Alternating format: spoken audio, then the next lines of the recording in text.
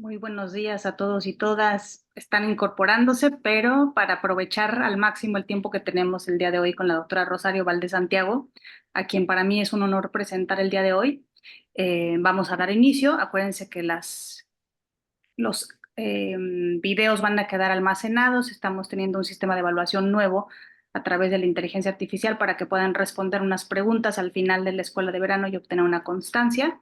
Y entonces, pues vamos a dar parte a la conferencia magistral Intervenciones educativas para la prevención del comportamiento suicida en adolescentes en México, aprendizajes y tropiezos. La doctora Rosario Valdés Santiago realizó estudios de licenciatura, maestría y doctorado, pero todo empezó cuando escribió su tesis de licenciatura en psicología en la entonces Escuela Nacional de Estudios Superiores de Iztacala de la UNAM en 1987, y desde entonces se interesó en la violencia sexual en contra de las mujeres. Fue parte del equipo de las psicólogas en el Centro de Apoyo a Mujeres Violadas, CAMBAC AC.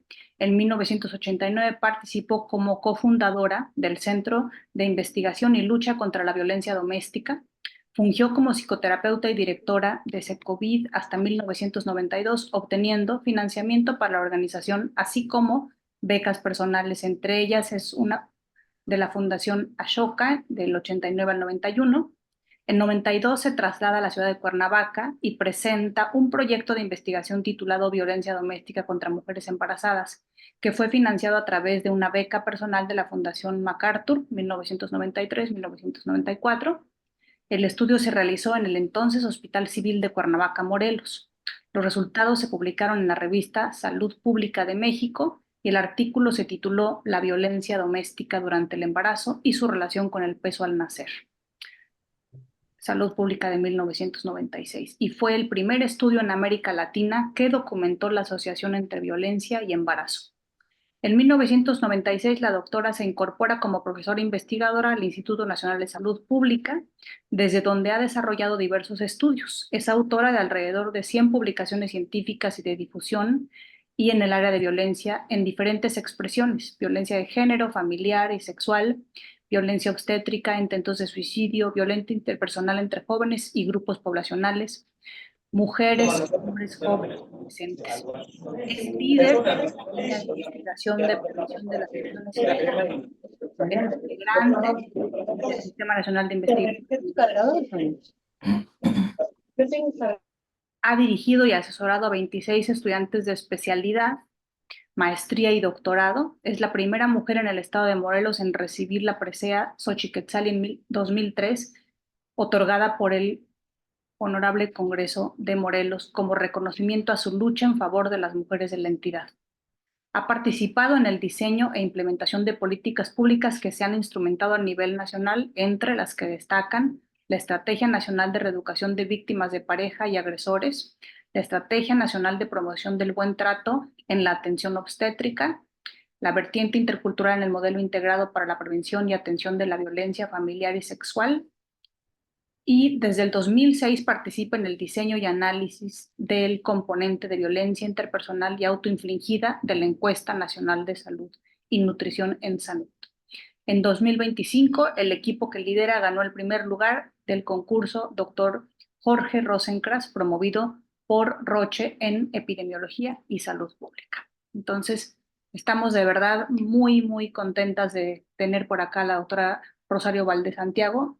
Les invito a que puedan degustar esta conferencia magistral sobre las intervenciones educativas para la prevención del comportamiento suicida en adolescentes en México, aprendizajes y tropiezos. Muchas gracias, Rosario.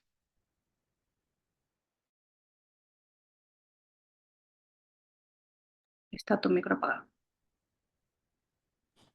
Ah, creo que estoy teniendo problemas para mi presentación. Si quieres, yo la No dejo comparto. mi computadora. No te preocupes. Entonces, ¿me cambio de computadora? Si quieres, yo te la comparto como tú Ah, quieras. ahora va. Si tú me la puedes compartir, está perfecto. Y así yo no me desconcentro, porque sí, luego me Claro. desconcentro. Bueno, antes que nada, muchísimas gracias por estar aquí, la verdad, por invitarme. Me platicó Caro de qué se trata, de qué va, quiénes están aquí, y son colegas, y por eso resalté mucho mi formación inicial, porque en salud pública somos pocos y pocas las psicólogas. no hay muchas. O sea, la verdad que en salud pública predomina el área de medicina y otras áreas como antropología, como psicología, como sociología, somos minoría, ¿no? En el Instituto Nacional de Salud Pública. Entonces, empecemos con la primera la primera diapo. Voy a platicarles muy brevemente porque pues es mucho trabajo, particularmente las intervenciones, pero tú me dices cuando ya esté lista la diapositiva, Caro. Sí, bueno. Este estudio se hacía cada 6 años. ¿Y por qué cada 6 años? Porque cada 6 años había cambio de gobierno. Entonces era eh, el, el diagnóstico que se le entregaba al nuevo gabinete, ganara el partido que fuera, eso no tiene nada que ver, se le entregaba este diagnóstico para que fueran viendo cómo estaba la población mexicana, ¿no? Y pudiera ser como una directriz, ¿no? De qué hacer, ¿no? A veces lo tomaban en cuenta, a veces no, no sé, digo, ya es otra historia. Pero nosotras, en ese entonces, la doctora Marta Híjar y yo, nos invitaron a trabajar en el cuestionario, ¿no? Lo que he hecho mucha experiencia es en hacer cuestionarios. O sea, hay cuestionarios que además se van a medir en poblaciones chiquitas, pero también en poblaciones muy grandes, como la en Sanud, ¿no? Entonces tiene una que ser muy cuidadosa con lo que pregunta, cómo lo pregunta. No quiere decir que no hay errores, por supuesto que hay también ciertos errores, pero partimos siempre de la experiencia de los demás. Entonces, para este componente de conducta suicida, que nada más medíamos intento en un primer momento, y fíjense, aquí les puse la prevalencia, cómo fue cambiando en 2006 la prevalencia de intento de suicidio alguna vez en la vida en adolescentes. Ahí medimos a través son como 5 o 6 preguntas, ¿no? Créanme que no son muchas, son muy poquitas porque la Ensanud es muy difícil que te den oportunidad de meter más, porque no es una encuesta especializada, es un diagnóstico general. Entonces, bueno, metimos estas preguntas, no las sacamos de la manga, la doctora Ijar y yo. La verdad que para hacer este primer cuestionario, lo que hicimos fue complementar nuestra experiencia en accidentes de tránsito, porque esa era el área de expertise de la doctora Ijar, en violencia autoinfligida y violencia interpersonal. Para violencia autoinfligida, invitamos al doctor Guilherme Borges y él hizo una propuesta de una pregunta, ¿no? Entonces, esa fue la que metimos. ¿Por qué es importante contar estos detallitos? Porque es importante de dónde vienen las preguntas y por qué una pregunta se mantiene en el tiempo, ¿no? Esta pregunta del intento de suicidio se ha mantenido desde 2006, 2012 y si se dan cuenta, hasta aquí son después 2018. El intento de suicidio empezó a subir muchísimo, ¿no? En este artículo que está ahí la referencia, hicimos un análisis de esos 12 años y cómo el intento de suicidio en población adolescente empezó a subir, a subir y a subir. Incluso se documentó que ha subido los últimos 12 años 3,4 veces más. Eso es, para una encuesta nacional, este 3,4 veces más es muchísimo, es realmente muchísimo, ¿no? Eh, Nos toca afinar de cuestionario y a mí me toca también capacitar. Y les puse esta foto porque acabo de hacer la capacitación del Ensanud 2006 y este es el equipo de trabajo de encuestas que sale a campo, que sale y es una encuesta nacional representativa a nivel nacional y representativa a nivel estatal. Entonces es un esfuerzo impresionante. Cada año o cada 2 años sale un número especial donde pues el equipo de investigadores e investigadoras proponemos un artículo y así vamos sacando y sacando la información. Estas bases de datos son públicas y sí que son abiertas a cualquier persona que quiera explorarlas, ¿no? Entonces, así fuimos como construyendo esa experiencia a través de las encuestas. La que sigue. Pero no nos conformamos con solamente hacer encuestas, como se dieron cuenta, pues yo yo de origen soy psicóloga, y entonces me planteo otras preguntas más, digamos, de tipo cualitativo, ¿no? Eh, la ENSANU te dice una prevalencia de si lo ha intentado o no. En 2018 metimos también una pregunta más sobre ideación suicida, o sea, ¿has pensado en quitarte la vida? Y eso ya fue como algo muy importante, ¿no? Poder introducir esto. Pero después, en 2012, justamente con toda la experiencia que ya les presenté de la ENSANUD, pues había muchas preguntas que nunca una encuesta, aunque sea nacional, te va a poder responder. ¿Qué estaba pasando en la vida de esos adolescentes cuando intentaron suicidarse o quitarse la vida o hicieron algo? ¿Cuántos intentos llevan, por ejemplo, ¿no? ¿Quién los atiende? ¿A dónde van? ¿No? ¿Su familia sabe, no sabe?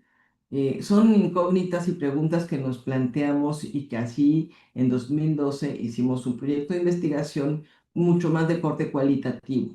En este proyecto de corte cualitativo justamente estábamos viendo qué estaba pasando en la vida del adolescente. Este libro simplemente quería desaparecer.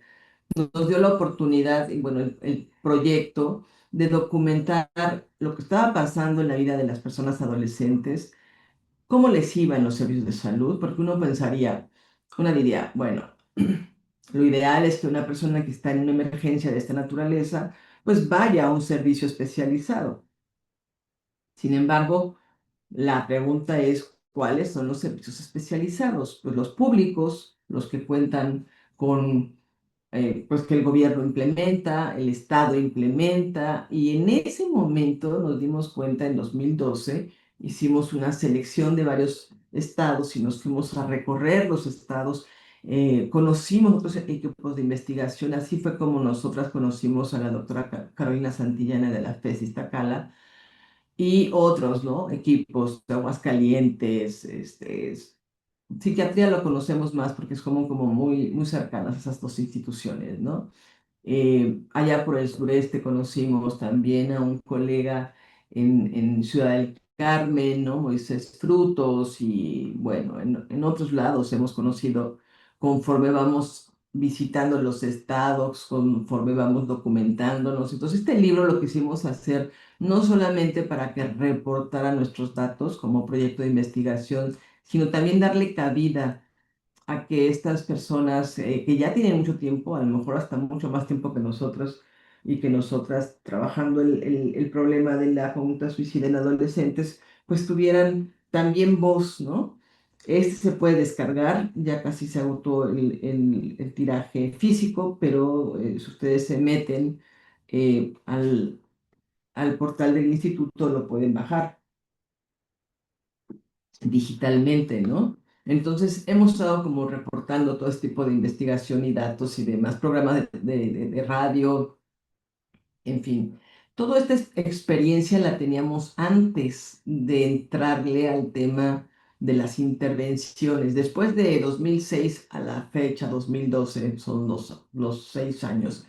Y luego 2012 en 2013 hicimos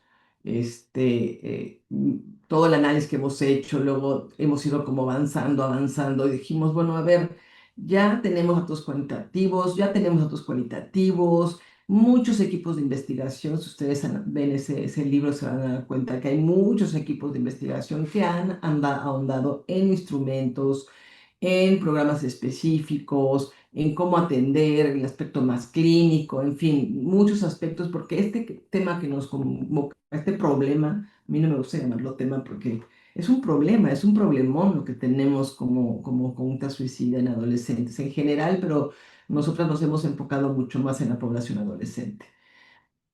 Es muy complejo y necesita de muchos conocimientos, de muchos saberes y de muchas instituciones para poderle hacer frente. Bueno, la que sigue, con toda esta experiencia, con todo este trabajo, entonces fue que nos propusimos hacer esta propuesta de intervenciones educativas, ¿no? Ya tenemos datos. México tiene muchos datos comparativamente con otros países que no tienen datos. México tiene un muy buen sistema de registro, eh, pero consideramos y reflexionamos que había pocas intervenciones documentadas, analizadas, evaluadas, ¿no? Entonces, este proyecto de intervenciones educativas empezó en 2022 y la primera etapa fue de enero a noviembre. La que sigue. ¿Cuál fue el objetivo de esta primera etapa? Primero fue identificar la prevalencia de la conducta suicida en estudiantes adolescentes de secundaria, es decir, las secundarias con las que vamos a trabajar, seleccionar los estados y las escuelas participantes, acuerdos con las autoridades de salud mental y adicciones y con las autoridades escolares para organizar la participación. La que sigue. Esto parece como que es mucho tiempo, alguien por ahí, algún evaluador, evaluadora en CONACYT, me acuerdo que me dijo, es mucho tiempo, doctora, para seleccionar a los estados. Bueno, pues yo les cuento que es muy difícil entrar a los estados. Los estados, eh, pues, no quiere decir que estén abiertos a la colaboración académica. Realmente, digamos que son muy cerrados porque a veces esta colaboración externa lo ven como muy amenazante, ¿no? No es fácil sentarse con un secretario o secretaria de salud y plantearle un proyecto y decirle, mira, vamos a hacer esto, tus beneficios van a ser estos y los otros, o sea, te vamos a hacer un diagnóstico, ¿no? De cómo está la situación de tal problema de salud. En este caso, el intento de suicidio en adolescentes. No es precisamente como un problema que a los secretarios o secretarias les importe mucho. Tienen en su imaginario o en su agenda otros problemas de salud, no nada más este. Y eso es muy complicado. Hay unos muy sensibles, digo, de toda esta lista que ven aquí. Llegar a esta selección fue realmente complejo, es hablar, es hacer la cita, es que te reciba el secretario o secretaria de salud, que te escuche la propuesta y luego que acepte participar, porque sí necesitamos que no que participen económicamente, porque para eso es el presupuesto, pero sí necesitamos un compromiso, es decir, que se iban a comprometer hasta el final del proyecto. Y aunque te dicen que sí, y aunque te mandan una cartita y te dicen, claro que sí, acepto mucho, pues ¿qué creen? Hay muchas variables que en un año pueden cambiar las cosas. Por ejemplo, ahí la principal barrera es de orden político. Cuando un estado cambia de un gobierno a otro, aunque sea el mismo partido político, eso yo lo he vivido muchas, muchas veces, te dan las gracias, te dicen gracias por su participación, pero yo ya no quiero participar en ese estudio. Y tú te retiras porque no tienes otra cosa más que hacer. Y así nos pasó, por ejemplo, en el estado de Aguascalientes. Levantamos información, aplicamos el CIPDERS, íbamos a aplicar un instrumento, íbamos a seleccionar las escuelas secundarias. Las secundarias nosotras seleccionábamos los estados por conveniencia porque fueron los estados con los que habíamos trabajado ya antes, ya nos habían abierto la puerta antes, ¿no? Hay estados que nunca, nunca en mi vida me han abierto la puerta ni creo que me la van a querer abrir, aunque yo diga intente, ¿no? Eh, pero hay estados que ya te conocen o que ya saben que estuviste participando en un proyecto anterior, entonces hay como cierta apertura, ¿no? Después de ahí teníamos que seleccionar las secundarias. Las secundarias no las pudimos nosotros seleccionar desde el gabinete, porque no, realmente necesitábamos que el personal de salud mental y adicciones, nuestra contraparte, la negociación era con el secretario o secretaria de salud. Una vez hecho esto, lo que necesitamos es poder tener un interlocutor local. ¿Quiénes eran nuestros interlocutores locales? El Programa Estatal de Salud Mental y Adicciones. Existe un programa de salud mental y adicciones en todos los estados. Hoy día, antes no. En el otro proyecto, por ejemplo, no, era muy irregular todavía. Pero hoy en día sí, a partir de 2022 ya existe un programa y eso facilita muchísimo las cosas. La que sigue.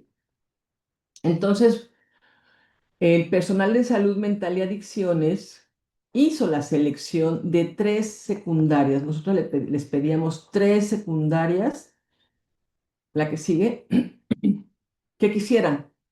Generalmente era una selección de conveniencia, así como los estados era una selección de conveniencia. ¿Por qué? Pues porque ellas conocen a su estado, conocen y solamente nos restringimos a las ciudades capitales. Habíamos fantaseado con la posibilidad de incluir también alguna zona rural, pero no, eso es muy complejo. Decidimos que solamente nos íbamos por las ciudades capitales de estos estados que participaron, ¿sí? Hubo estados que decidieron, porque así quisieron, por ejemplo, Baja California Sur, solo 12 secundarias. No sé por qué, simplemente dijeron, yo selecciono 2 porque no puedo o no quiero o no tengo ganas de seleccionar 3. Y esas son negociaciones que, bueno, a mí me toca hacer como líder del proyecto. Son complejas porque no quieres presionar mucho a tu interlocutor, ¿no? Este, tratas de que la cosa se lleve en paz todo el tiempo. ¿Qué hicimos en este primer momento? El personal de salud, como les decía, seleccionaron las secundarias. Nosotros visitábamos las secundarias, veíamos, tenían todas las facilidades operativas que íbamos a necesitar para levantar el CITERS. El CITERS es un instrumento especializado, no son como las preguntas del ENSANUD, es un instrumento particularmente diseñado con el propósito de identificar la conducta suicida. Abarca muchísimos aspectos, es muy amplio, muy complejo, está constituido por muchas escalas. La doctora Catalina Forteza es la autora principal junto con todo su equipo.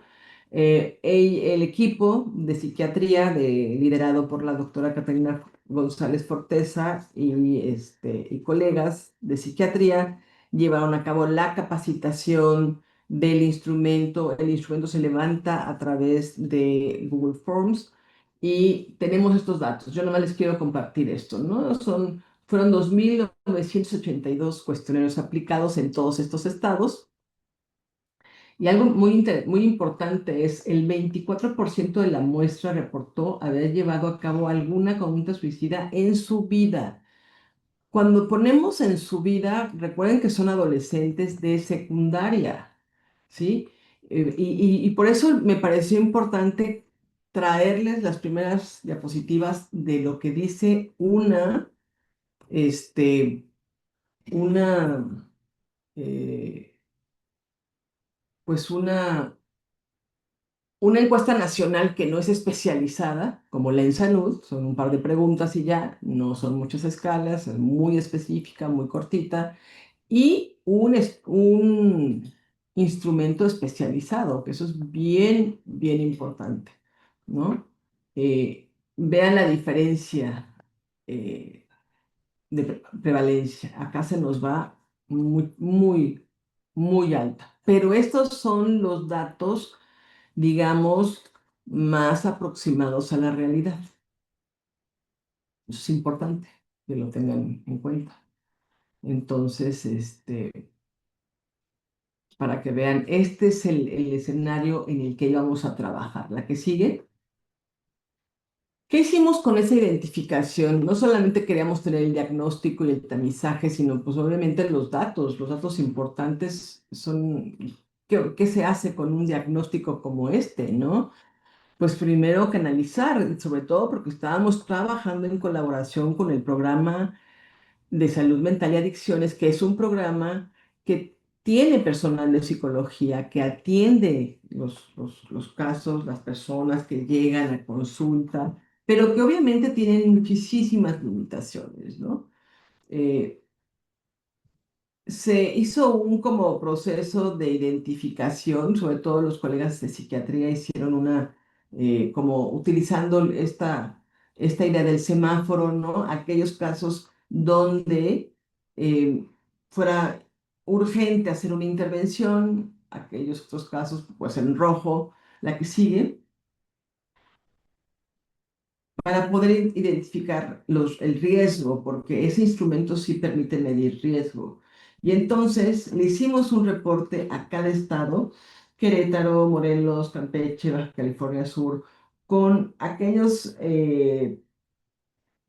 estudiantes que era urgente una referencia necesaria, color anaranjadito, y los que podían esperar a la intervención, a la psicoeducación, ¿no? Fíjense que esto fue uno de los primeros datos que nos topamos con una pared y que fue muy doloroso porque cuando hicimos el análisis junto con los colegas de psiquiatría y sacamos estos datos, bueno, 85, 835 personas identificadas en general, ¿no? Luego 240 fueron urgentes y solamente 89 fueron atendidas. ¿Sí? Esos fueron como cortes que íbamos haciendo. Fíjense nada más la dificultad del Estado, la que sigue, para poder atender a sus urgencias. No, no pueden, ¿no? Aunque son los equipos especializados. Obviamente el equipo de investigación no podía atender porque no tenemos las competencias, porque no es parte de nuestra pues formación o función, estamos en la ciudad de Cuernavaca, imagínense, pues ahí cuando es urgencia se necesita, por eso era importante la colaboración con los servicios que les dan, ¿sí? Lo que hicimos, pues sí, fue que identificar a todas las escuelas que trabajamos y entramos, una infografía para poderles explicar, para que la población pudiera, la población escolar empezara como a sensibilizarse de qué iba, ¿no? El asunto. Estas infografías, pues las imprimimos como en un papel de plástico, así como que muy resistente, pero la verdad es que se las dimos en la primera etapa para que tanto el personal educativo como el personal escolar empezara a reflexionar, ya les habían aplicado el cuestionario y luego pues empezaran a ver que había posibilidades de pérdida de ayuda, ¿no? De identificar factores de riesgo, en fin. La que sigue, por favor. Eso fue el primer año. En el año de 2023, en la etapa 2 fue igual, enero, noviembre. ¿Por qué hacíamos ese corte? Pues porque así lo hacía CONACYT, así lo pedía CONACYT. Teníamos que entregar actividades y presupuestos a finales de noviembre, lo cual, por cierto, era bastante estresante. La que sigue. Después de un año de trabajo con el Estado, con las escuelas, aquí nuestros objetivos eran adecuar 3 intervenciones educativas. Nosotras en el camino anterior, en el proyecto anterior, como yo les mencioné en el libro, conocimos a gente súper valiosa, súper interesante, que ya tenía experiencias en intervenciones educativas, ¿sí? Ya sea en secundaria, ya sea en preparatoria o ya sea en universidad. Sabemos que son poblaciones diferentes, entonces por eso escogimos 3 intervenciones.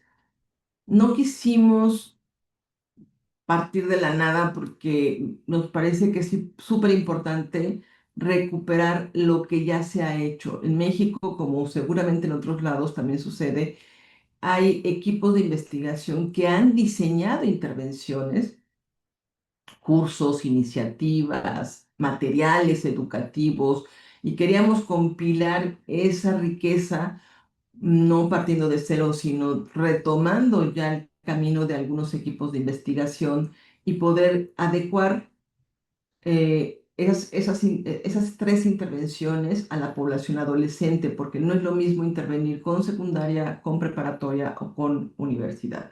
Son población adolescente, pero y bueno, universidad que es para adolescente y adolescente joven según la OMS, pero pues son necesidades diferentes, ¿no? Entonces dijimos, bueno, estas tres intervenciones ya se habían diseñado antes, ya había alguien o un equipo de investigación que ya lo había hecho y nos dimos a la tarea de adecuarlas, ¿no? De adecuarlas, de diseñar material para después capacitar de manera virtual a profesionales de la salud mental. Acuérdense que estábamos como transicionando o saliendo de la pandemia, entonces teníamos ya como más entrenamiento en las modalidades virtuales. Conacid además nos los pidió así y además también en términos presupuestales era mucho más fácil hacer una capacitación virtual que una capacitación, imagínense, presencial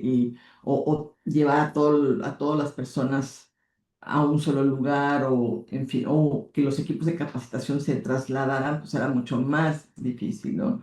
Y además se tenía que hacer ya como la implementación, ¿no? En campo. Algo que era bien importante y se planteó desde el principio es que estas intervenciones no las íbamos a hacer nosotras como equipo de investigación. La idea era seleccionar el personal de estos programas, capacitarles, darle las herramientas, darle los materiales impresos o digitales o los que fueran necesarios para que a su vez ese personal pudiera replicarlo y poderlo implementar y en el futuro se quedara ese conocimiento en el Estado. Trabajamos con dos poblaciones, por un lado docentes y estudiantes de secundarias, la que sigue. Y bueno, ¿cuáles fueron estas intervenciones? Primero fue pues seleccionar fue guardianes.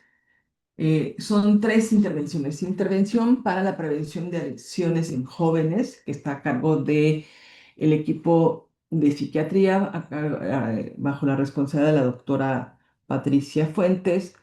La intervención de guardianes, que es parte, la responsable, la doctora Carolina Santillán, y el entrenamiento en grupo de habilidades DBT, terapia dialéctica conductual, a cargo de la doctora Edith Hermosillo en Aguascalientes. Entonces, son tres equipos de investigación que ya habían hecho este trabajo antes, que ya lo habían implementado. La única intervención que originalmente fue diseñada para escolares de secundaria fue la de intervención para la prevención de adicciones, ¿no? Esa intervención tiene ya mucho tiempo o tiene como más tiempo y más tiempo también de ser evaluada, porque fue pensada justamente para el personal o para las personas adolescentes de secundaria, ¿no? Como los adolescentes que apenas empiezan a tener acercamientos con el consumo de sustancias y darles los elementos para poder prevenir, ¿no? Entonces, estas tres intervenciones se trabajaron, se adecuaron y se cargaron en una plataforma que estaba ahí, justamente prevenirelsuicidio-adolescente.org, para poder hacer la capacitación. Aquí nos enfrentamos a otras barreras. La que sigue. Las barreras más importantes fue la capacitación del personal de salud. Todas las intervenciones, o no todas, pero dos de ellas sí pedían que la de psiquiatría y la de Aguascalientes, del DBT, que fuera personal exclusivamente de psicología. Guardianes es muy noble porque esa se adecua muy bien y no se necesita ser especialista. Puede ser personal docente y no necesitas un título, digamos, ¿no? Pero, por ejemplo, para DBT sí, entonces ahí había dificultades de identificar a lo mejor algún personal cualquier estado levantaba la mano, se interesaba en la capacitación A, B o C, pero no cubrían los requisitos, ¿no? Tuvimos incluso algunas fricciones con algunos estados porque querían que se les capacitara a personal que no pasaba la evaluación. Por ejemplo, el Instituto Nacional de Psiquiatría emitía una constancia y ahí sí o sí se necesitaba cédula profesional de psicología o de trabajo social. Y si no se tenía ese requisito, pues no se podía. Y hubo algunas fricciones con algunos estados que se inconformaron, ¿no? También, digo, nunca ni este proyecto ni el anterior tuvieron como objetivo evaluar al personal de psicología del programa de salud mental y adicciones, pero la verdad es que una no puede, pues, no darse cuenta que a veces es personal muy poco capacitado. Una pensaría que todos los psicólogos y psicólogas que están adscritos a un programa estatal como estos, pues tiene una cédula, pero puede ser que creen, eso no es cierto, ¿no? Y eso también, para mí como psicóloga también fue pues muy sorpresivo, ¿no? Mucho, porque es personal que está dando la atención clínica, ¿no? Y una se pregunta, pues, ¿cuáles son sus credenciales para hacerlo, ¿no? Cuando se remite a una persona, pues es como cuando uno remite a una persona, no sé, que está en trabajo de parto, pues bueno, va al hospital porque una espera que la mujer sea atendida por un personal médico certificado.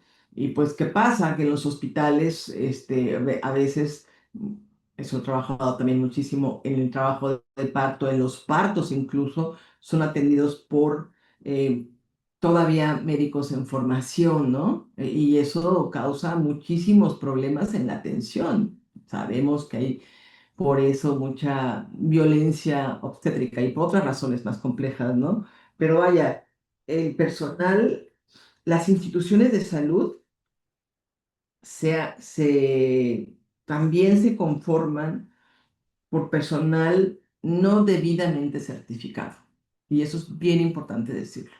No debidamente certificado. Y entonces en esta etapa tuvimos varias dificultades porque no pasaban, o por ejemplo, eh, tanto para la capacitación de DBT como para la de adicciones, eh, las dos responsables les hacían un examen de conocimientos, y si no la pasaban, pues no lo pasaban, ¿no? Entonces, ese era un problema, porque no podíamos capacitar a alguien que no pasara la evaluación, ¿no? Entonces, pues ahí tuvimos problemas. Con guardianes no, porque guardianes puede ser un padre o madre de familia, un docente, ¿no? Es como una capacitación que en ese sentido yo digo que es muy noble porque es como los conocimientos básicos que cualquier persona debe de tener para poder estar, por ejemplo, en una escuela o en un establecimiento, o incluso yo digo que padres de familia también deberíamos de tomar esa capacitación. Entonces, ya el desarrollo de las intervenciones sí tuvimos también esas dificultades, ¿no? La que sigue. Ujú.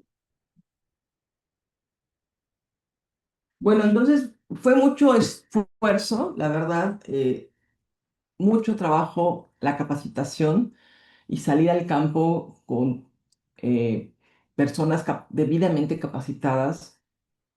En total fueron 77 distribuidas en estos estados: Baja California Sur, Campeche, Estado de México, Morelos y Querétaro.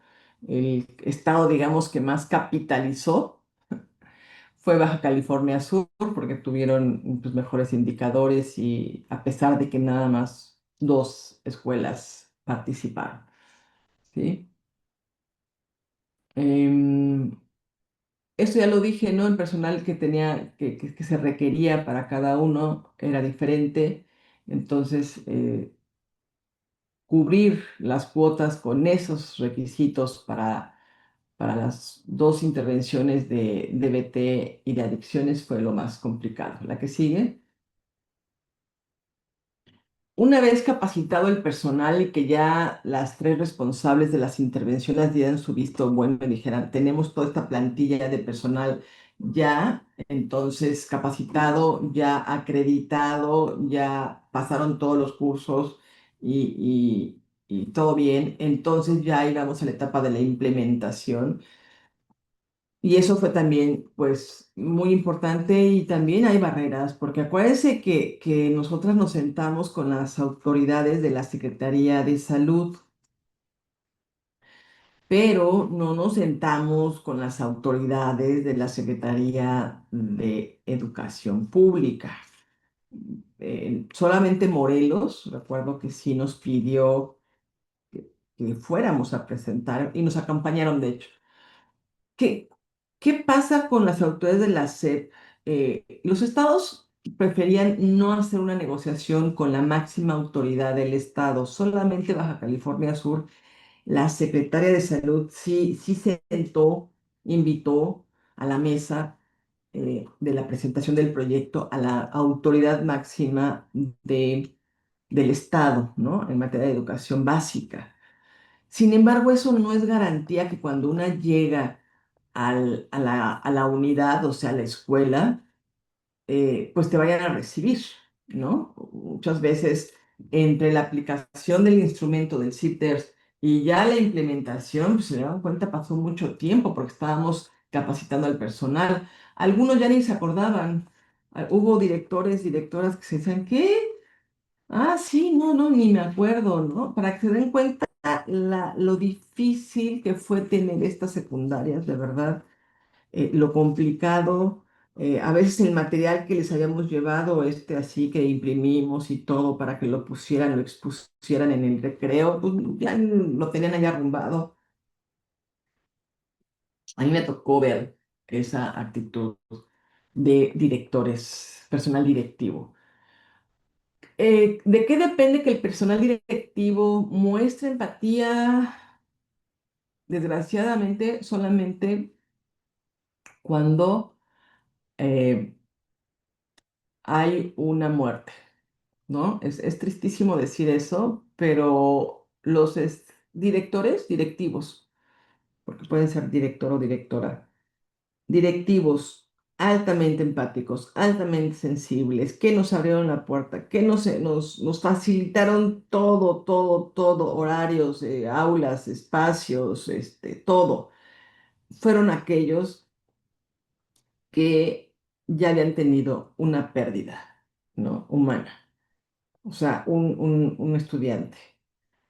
Y eso porque es terrible porque solamente así se sensibilizaron, ¿no? O sea, los directores que no, incluso, o sea, eran francamente, pues, groseros y difíciles, ¿no? No importa que el secretario o secretaria de salud lo hubiera autorizado, pues para ellos, ¿qué? Finalmente, esa no es su autoridad, ¿no? Lo cual nos hace reflexionar que si queremos seguir interviniendo en las escuelas, debemos en algún momento incidir, yo no sé, yo creo que a las otras personas jóvenes que vienen con mucha energía, les tocará sentarse con las autoridades de educación básica, porque de verdad son las SEP siempre para mí fueron las más difíciles, ¿no? Las más difíciles de autoridades con las que se puede negociar.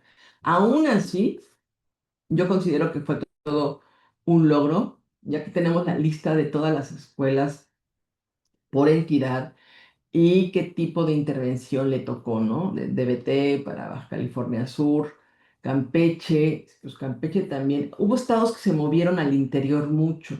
En capacitación, si se dan cuenta, Baja California Sur capitalizó, digamos, la capacitación, pero no así para la intervención.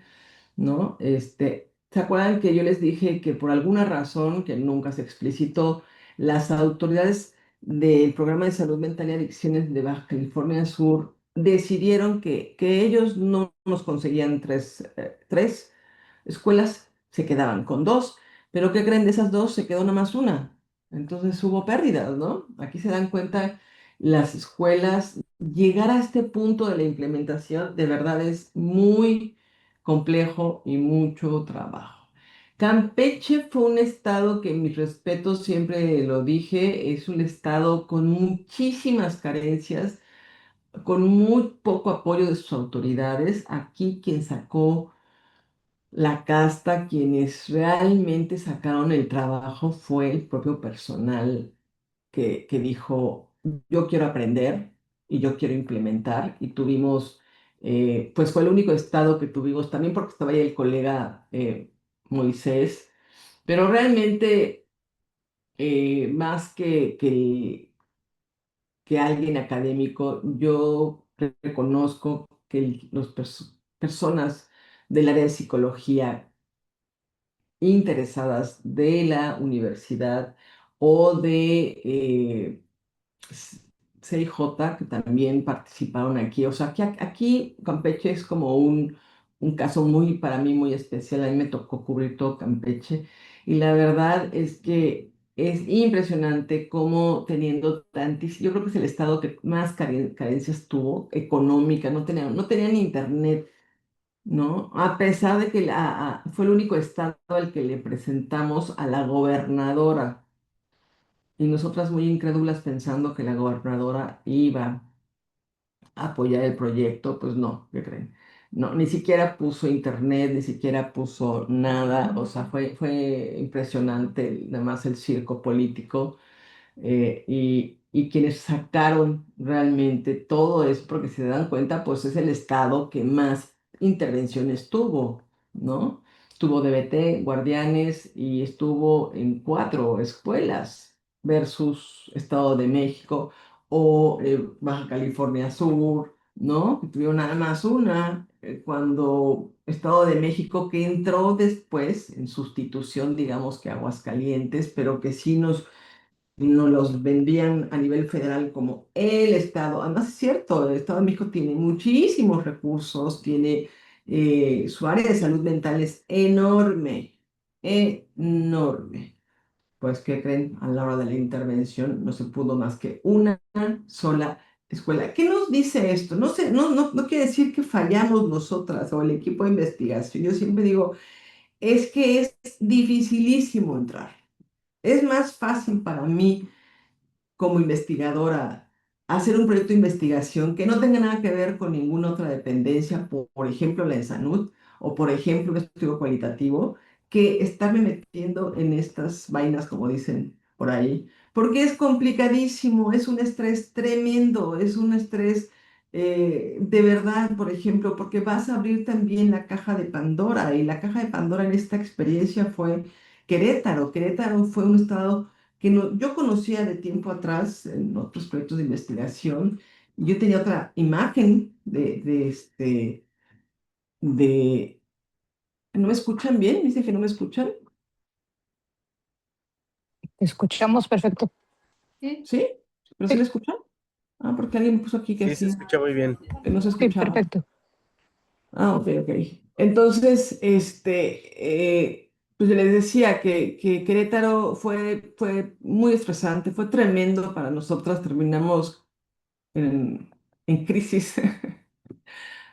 Otra colega y yo, Excel y yo, porque nos mandaban SOS, o sea, así nos ponían SOS Querétaro, porque pues como dimos nuestros teléfonos y todo, porque había intentos de suicidio en el plantel, fue el único lugar en donde vimos eso. Los intentos de suicidio que documentamos en Morelos y en Baja California Sur, o durante o poquito antes de la intervención, fueron suicidios que se consumaron, pero fuera del plantel. Y Querétaro eran intentos en el plantel, que la verdad eso es una emergencia que imagínense nosotros en Cuernavaca, pues ¿qué hacíamos? Pues hablar con las autoridades federales, pedirles que se comunicaran directamente con la directora, que era una mujer súper comprometida con su comunidad, que ya se jubiló, pero de verdad, porque ella a su vez se quejaba que no tenía ningún tipo de respuesta de su autoridad de salud. Entonces, imagínense cómo de lo que una se viene enterando, ¿no?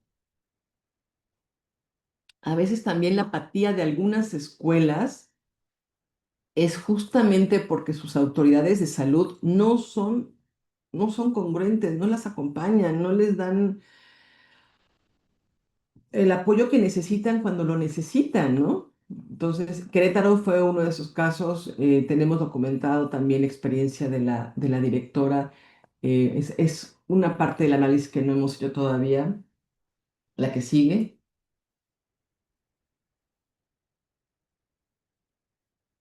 Bueno, aquí está la descripción de las intervenciones, ¿no? ¿Qué pasa si te pasas? Que es, el objetivo es aumentar la percepción de riesgo de uso de sustancias y fortalecer habilidades para la vida en adolescentes. Esa es la intervención que yo les decía que está originalmente diseñada para estudiantes de secundaria. Esa se implementa a nivel presencial, la duración son de 10 horas, 10 semanas, 10 sesiones, una sesión a la semana de una hora. Se requiere sala de cómputo y un instructivo digital.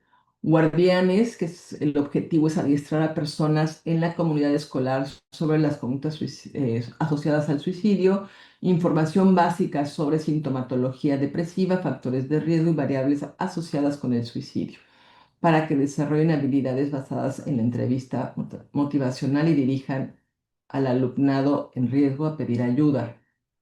Los participantes pues, son personal docente de nivel de secundaria. La modalidad fue virtual y la duración son 5 horas de 2 semanas. ¿Qué se requiere? Pues una computadora o un dispositivo con acceso a Internet. La otra intervención es desarrollos de habilidades socioemocionales DBT.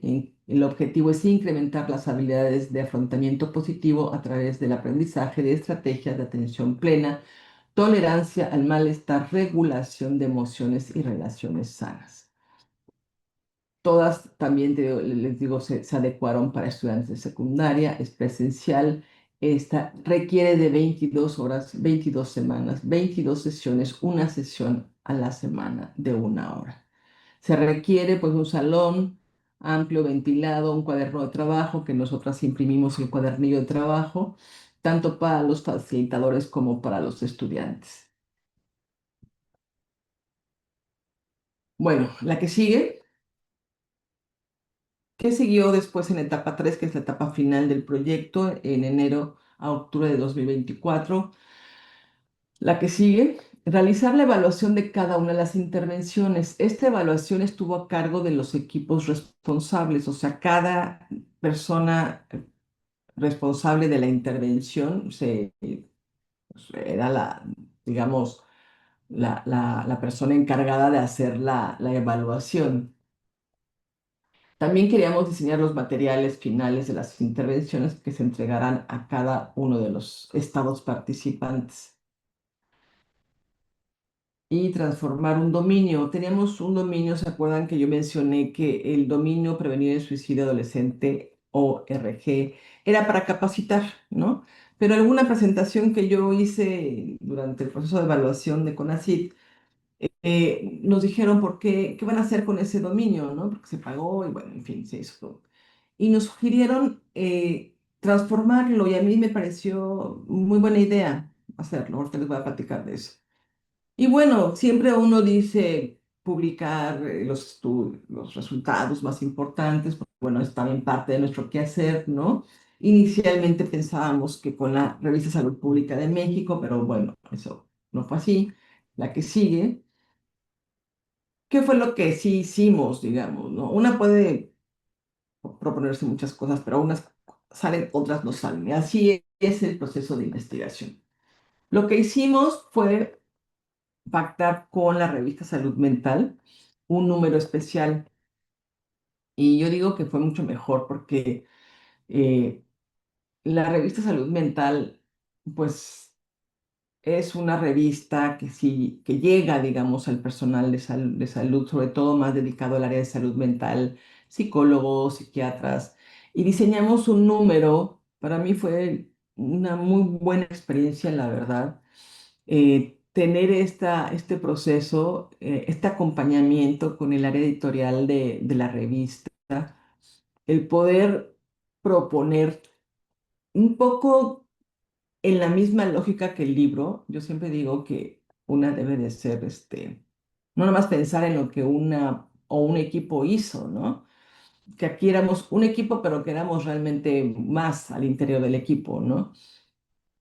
Sino otros equipos, ¿no? Entonces se nos ocurrió este número lanzarlo en toda América Latina, en todas las redes que maneja, eso sí lo maneja el área editorial del Instituto Nacional de Psiquiatría, y invitar a gente que estuviera, que hubiera hecho una intervención, la que sea, no de estos tres marcos conceptuales, de la que sea como sea, pero con el requisito de que fuese evaluada, ¿no?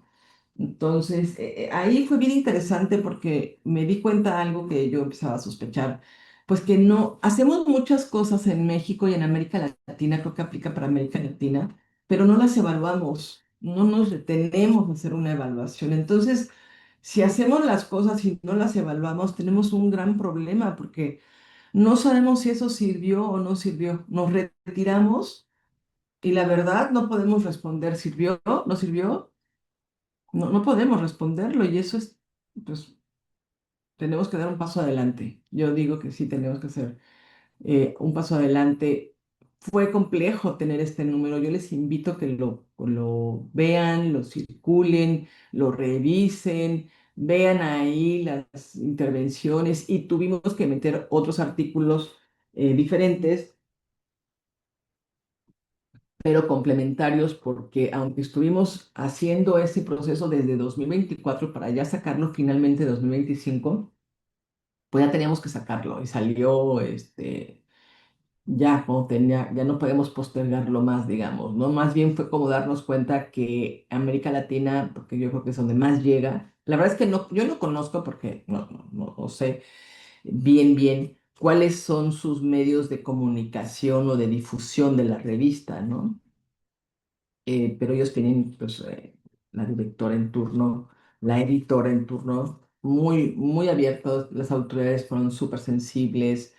La verdad que a mí me encantó esta experiencia de estar como editora invitada de esta revista, ¿no? Complejo, mucho trabajo, sí, porque hay que revisar todo lo que llega y ya después se le mandan los revisores y los revisores son los que dictaminan, ¿no? Las personas revisoras, pero los tiempos, ahí creo que el mayor desafío también es el tiempo. Entonces, bájenlo, yo se los voy a dejar aquí a Carola toda la presentación para que la puedan circular. Bueno, ya para ir cerrando, ¿qué vimos? La que sigue, barreras que si se dan cuenta, nos hemos encontrando a lo largo de todo el camino. Yo traté de ser como muy explícita en las barreras. Barreras para aplicar el cuestionario y poder como la gran barrera, un colega chileno que tiene mucha experiencia en intervenciones en Chile, me decía, la gran barrera para trabajar con los adolescentes y que lleguen a los servicios de salud y sean atendidos es la propia familia. Y yo decía, ay, no, no tanto, ¿cómo crees? Y no, pues sí, los padres no hicimos grupos focales con padres y de verdad hay una resistencia. A veces hay entre el miedo, el desconocimiento, entre eh, no puedo llevarle o llevarla, ¿no? O en los casos peores, pues en la propia familia, desgraciadamente, sí nos encontramos con varios testimonios en los grupos focales de adolescentes, donde la familia es, obviamente, está ahí alguien, algún integrante de la familia que violenta al adolescente. Y, y imagínense, o sea, pues le pedimos a la familia que lo lleve, pues se va a ventilar algo como maltrato, abuso sexual, por ejemplo. es muy complicado. La persona adolescente de secundaria está realmente en un limbo muy complejo porque entre que no puede ir a pedir servicios, los servicios de salud le exigen que vaya con un tutor, entonces un padre, madre u otra persona, entonces imagínense, o sea, pues no, ¿no? Y además hay que llevarlos, ¿no? Entonces es muy, muy complicado. La familia sí se vuelve una barrera muy, muy fuerte. Los servicios de salud mental no adecúan tampoco horarios. No adecuan horarios para los escolares, por ejemplo, si el adolescente va a la escuela, pues en la tarde ya no hay servicios especializados. Especializados, y lo pongo en comillas y no en mala onda, sino porque habría que evaluar esos servicios, ¿no? Pero bueno, son los que hay. Em, la mayoría de las autoridades escolares, lo que ya dije, no están como muy ni familiarizados, ni dispuestos, ¿no? Para poder entrar y trabajar con su comunidad. El tema de la intersectorialidad que se habla tanto en las políticas públicas de salud y no sé qué, pues es muy compleja, porque si bien hay vínculos entre Secretaría de Salud y SEP, de, oye, ven y darme una plática, porque la Secretaría de la SEP o la escuela le pide pláticas de todo, pláticas de violencia, de consumo de sustancias a gente a personal de la Secretaría de Salud. Pero es como así un vínculo, pues como de cuates, como de no formal, digamos, ¿no? Por eso ya cuando se trata de intervenir más en la escuela, pues esas relaciones más de conocidos, ¿no? Ya no son pues fuertes como para decir, oye, necesito una hora a la semana o necesito no, pues ya no, ¿me entiendes? O sea, ya es muy complicado porque ya implica otras cosas. No fue la esperada tampoco la respuesta del personal docente, y no quiero estigmatizarle para nada. El personal docente está súper cargado, está en secundaria, y yo creo que aplica también en prepa y demás, ¿no? O sea, está cargado de otras actividades, de pronto, están con mucha presión de cumplir su currícula, ¿no? Y tampoco el personal de salud, de los servicios de salud mental y adicciones, que serían como la comunidad que esperaríamos. Yo estaba, pues, yo como psicóloga pensaba, no, hombre, pues van a estar súper interesados, interesadas en capacitarse y tener una constancia de la UNAM, una constancia de una universidad, sí, de psiquiatría, o sea, de Aguascalientes, o sea, yo decía, no les va a costar, ¿no? Pues sí, pero también nos dábamos cuenta que no les daban permiso, por ejemplo, ¿no? O sea, tenían que atender a sus 20 personas que les esperan, ¿no? Porque acuérdense que este personal es el que atiende clínicamente, ¿no? Y nosotros aparte les pedíamos pues, que se capacitaran, pues a qué hora, o sea, en sus horas libres, en sus horas de descanso, entonces muy complejo intervenir, es como lo ideal, pero muy complejo. Lo que sigue, bueno, qué sí pudimos hacer? Aquí están las barreras y las dificultades. ¿Qué sí pudimos hacer y que la verdad no me lo esperaba? Y aún así, la que sigue es, pues, este portal que sirvió para capacitar, ya lo teníamos ahí, ¿no? Lo migramos a un servidor del Instituto Nacional de Salud Pública. Ahí, pues, fue una negociación con mi autoridad. Había fantaseado un poco que se migrara a la Secretaría de Salud, pero la verdad es que no, es muy complicado, es muy complicado. Sí, aquí es complicado porque yo la verdad no sabía nada, bueno, sigo sin saber muchas cosas de qué significa tener un sitio donde la gente consulte, ¿no?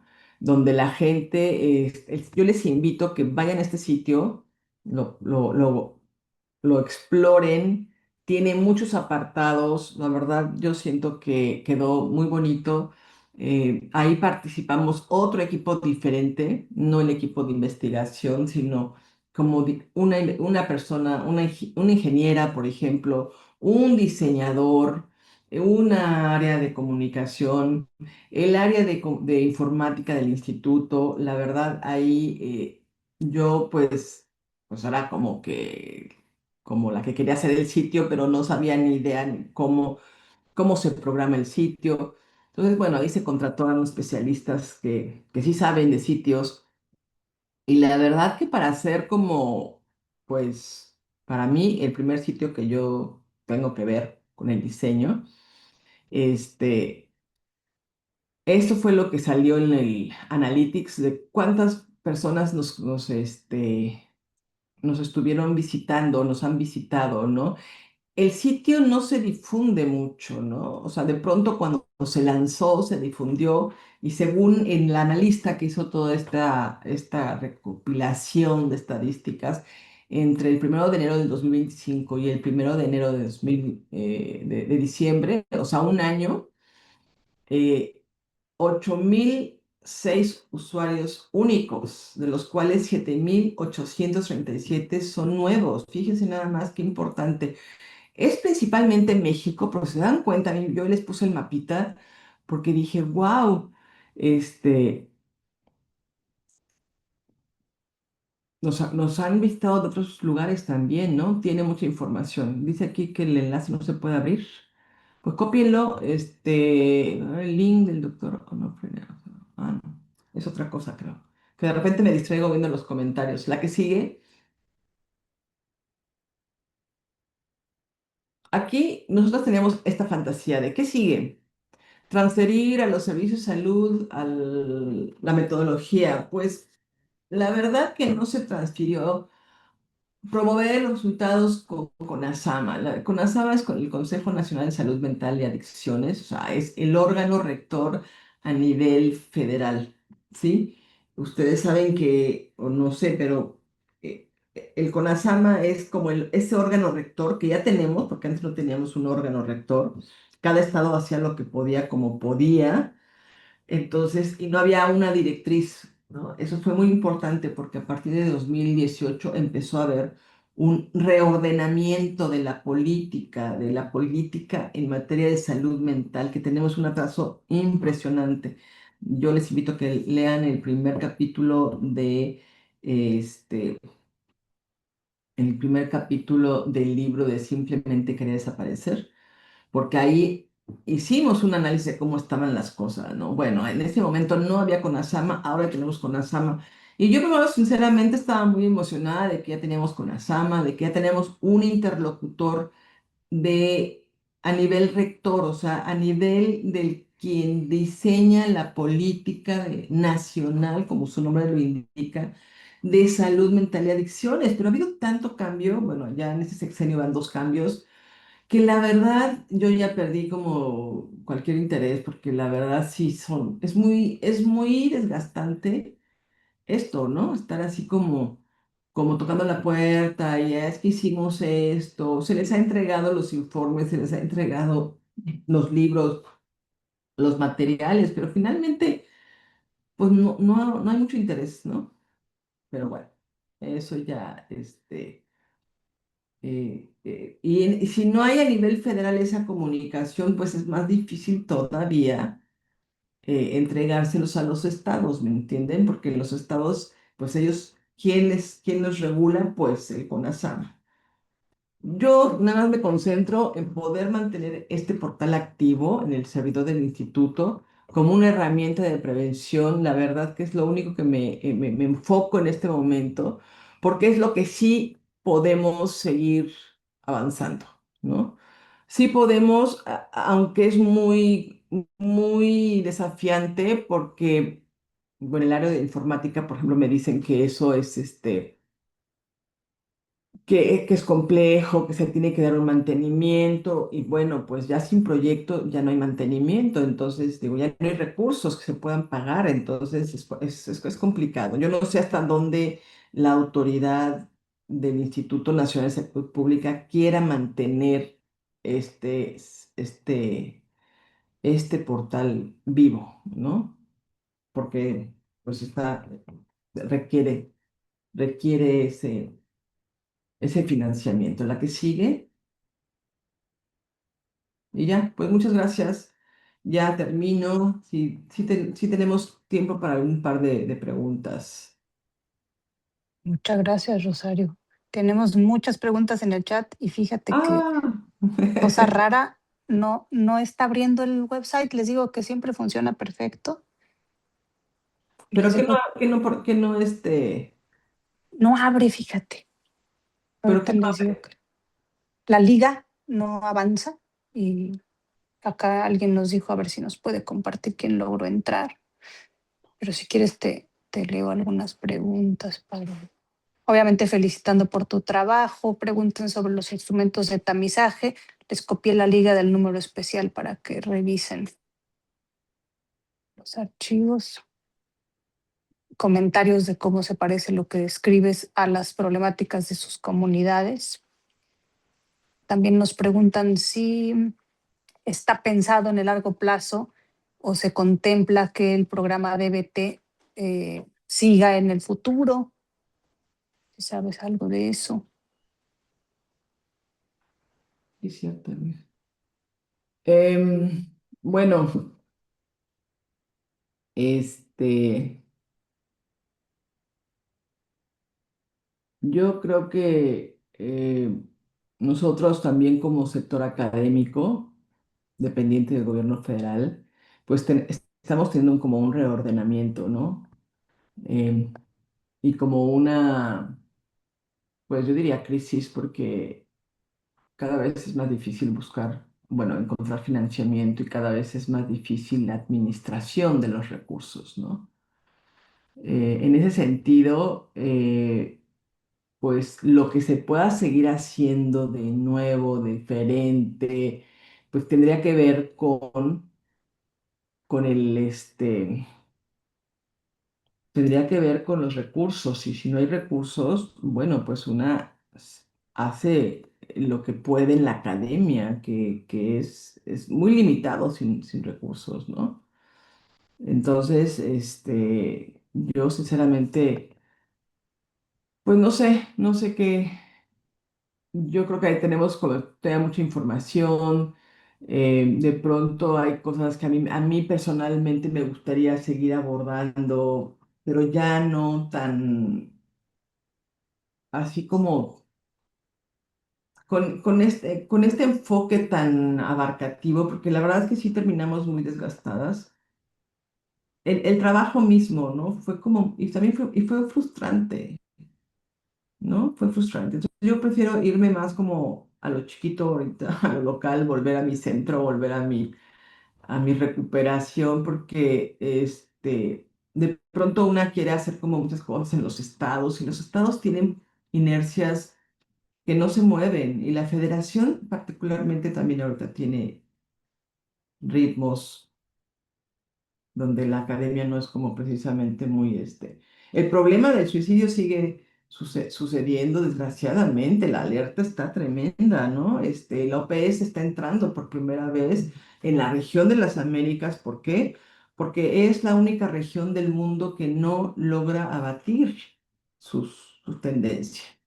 Hay otras regiones en el mundo que están logrando este, ir a la baja, las Américas no. Y ahí sí les toca, ahí sí les toca. La academia también no tiene que reconocer que hay cosas que no puede hacer, ¿no? Bueno, menos solitas, no, menos una sola. Sí. Te Sí, preguntan también para la aplicación del formulario en la evaluación, si cómo se manejó el tema del consentimiento informado y también si nos puedes dar algún ejemplo de intervenciones que se hayan hecho en la Ciudad de México. a ver, consentimiento informado con adolescentes. Sí, Bueno, como todos los proyectos de investigación del instituto, sí te obligan tenemos que pasar por todo el área de ética y ahí necesitamos pedir, por eso también necesitamos el consentimiento informado de los padres y madres de familia, porque son menores de edad. Y ahí fue que hicimos los grupos, grupos focales, porque muchos papás se negaron. Y cuando eran así, a pesar de la entrevista, esto, lo otro, ellos seguían negándose, nosotros vaya, ese adolescente pues no entraba a la intervención, ¿no? Respetábamos, no puedes no respetar eso, pues, ¿no? Tienes que respetarlo. Pero yo creo que por eso lo que ustedes están haciendo es súper importante porque hubo autoridades escolares, y me acuerdo una que dijo, a mí no me importa si el papá o la mamá no quiere, mi adolescente va a recibir apoyo aquí. ¿Cuál fue la mejor intervención, la que hizo Baja California Sur en La Paz, diciendo, yo no voy a esperar a que los adolescentes lleguen a mis servicios, yo voy a ir y abrieron un módulo de psicología, o sea, así como un consultorio provisional. Y ahí, ¿pero por qué? Porque tanto la psicóloga se lanzó y dijo, yo me voy a la escuela, como el director dijo, yo aquí le habilito un espacio, ¿no?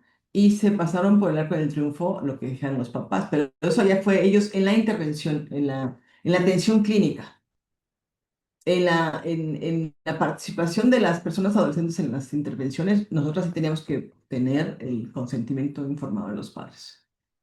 Ahí sí no nos podemos saltar la baba nosotros, porque si no tenemos un serio problema, ¿no? Entonces, no. Eh, Intervenciones en la Ciudad de México, ay, la verdad que, bueno, no sé, o sea, no ubico así específicamente, Caro, sinceramente, no ubico. Creo que la intervención que ha estado más como constante y sigue es la de la doctora Patricia Fuentes, pero es sobre adicción, consumo de sustancias, ¿no? Que también me parece muy importante porque pega, ¿no? Pega todo lo que conducta suicida, pero no es específica, ¿no? Entonces, entonces no sé si. Yo voy a checar lo del link que me dice, porque Ok. ya me tengo casi que retirar. De verdad, me da muchísimo gusto. Cualquier otro comentario, tú siente con la libertad de compartir la presentación o la información que viene ahí, pues de dominio público. Hazla de dominio público, no tengo ningún problema.